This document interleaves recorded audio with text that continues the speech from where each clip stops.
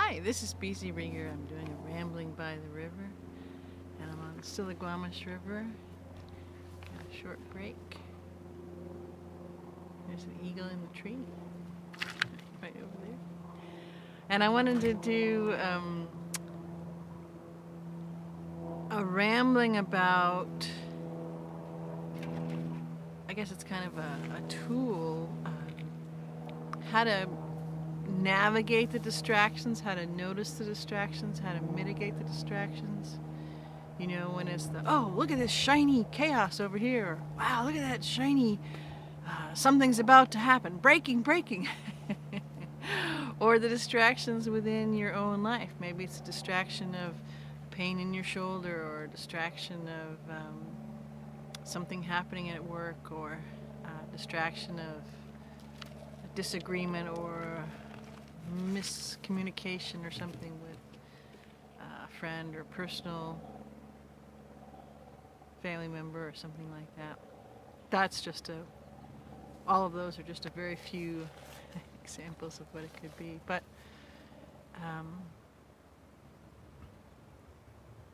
think of a great symphony coming to, you know, the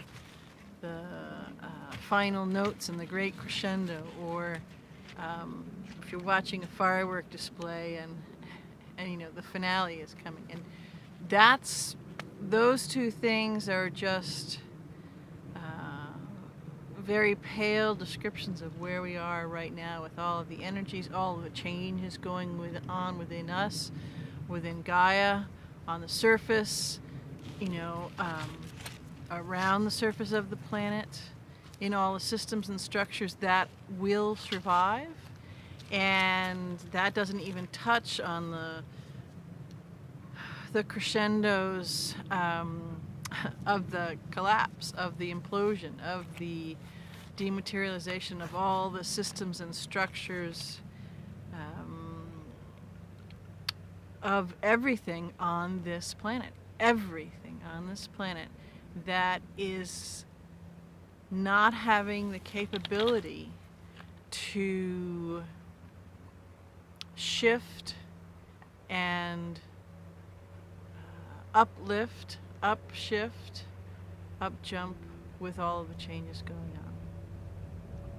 So animal, vegetable, mineral, system structures, all of it. So how does one mitigate that? How does one stay centered? Or as those come up and they kind of make distractions and distortions more prominent within you. And it's, you know, one very powerful, though simple and eloquent way to do that is to be the higher breath in each moment of the distractions and the distortions. So that can mean actually, specifically, physically, taking a higher breath, taking deeper breaths, taking conscious breaths. Not only the kind of conscious breaths that Dr. Joe Dispenza is speaking a lot about in what he's discovered, and the amazing things with DMT that is produced by the body when you do it, and that has all sorts of scientific documentation. So if you yourself, or you want to show somebody else that this isn't just, you know, woo-woo kind of stuff, you can look at his work. So that would be one way, you know, if you have meditation practice, those breaths. So it's the actual breath, not only when you're sitting quietly and can contemplate or go within, but the actual breath when you're working. So do something that reminds you to check in with how you're breathing throughout the day. And take, you know, maybe 30-second, 40-second breaks 30, 40 times a day to just have some nice deep breaths, so that you're doing that consciously, and then that'll become, you're training your linear mind, you're training your what was the unconscious part of your body, because it had come in a rut of breathing very, very shallowly. Most people breathe very shallowly, and it's not helpful for the body. And it's certainly not helpful for clearing the distractions and distortions.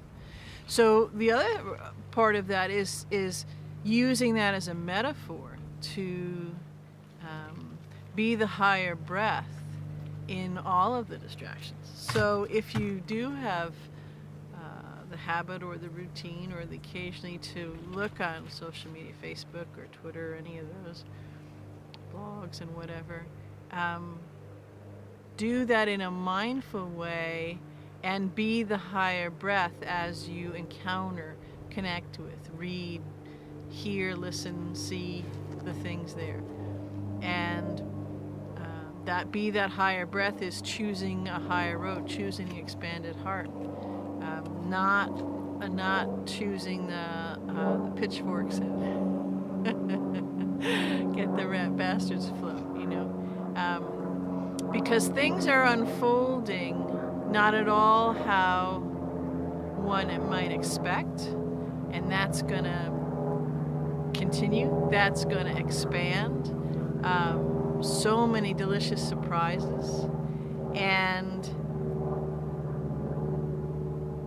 the time of putting things in boxes and pegging things a certain way and scripting things a certain way, finally X, Y, and Z will come out, and finally, people will know about it, and finally, all the bad guys will go away and all the good guys will be here, and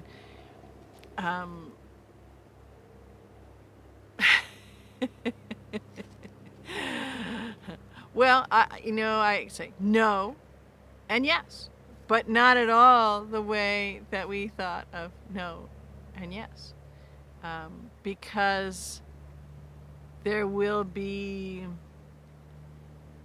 elucidation on all of our physical, mental, emotional, all of our bodies levels, to realize that what we thought were, all those ways that would be the way it should be, or we wanted it to be, or that it would unfold, aren't black and white like that. And that ultimately is not really the solution, the path forward that we, in our expanded open hearts, higher mind state, want to unfold, because that's just more of the old. And that song is sung, that rodeo is rode. We're done with that, because it's boring, because it's passé, because we have so many things that we want to create, that we're on the verge of creating, that we're already creating in the non-physical, and now pulling, down. And this being the higher breath with the distractions, with the distortions, again, in every place that you may be noticing and feeling those distractions, within and all around. As we're that higher breath, literally and figuratively, actual and metaphorically, we come into coherence with the real, this isn't quite accurate, but it's a good placeholder, the real story, the real description, the real scripting, the real encompassing of what actually has been, what was, what is unfolding now, and what we're creating.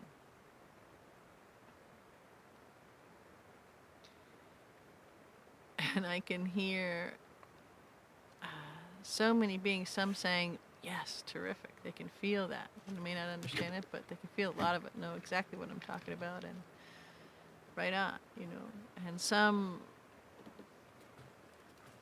are frustrated, or some think it's hooey because, there's there's a specific way that they have envisioned for it to unfold, and that's another place to be the higher breath in the distortion and distraction of that.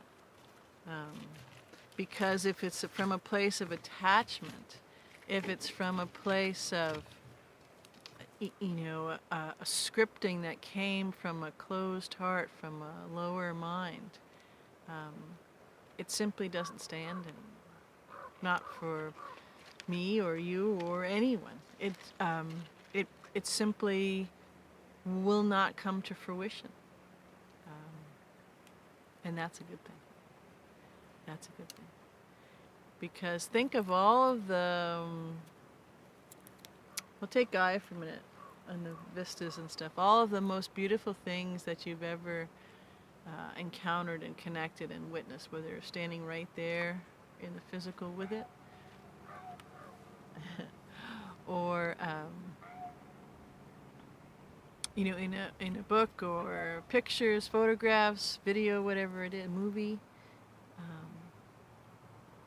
So the most spectacular, the most enthralling, the most riveting, the most joyous, the most sparkling moment, whatever those you would describe those as.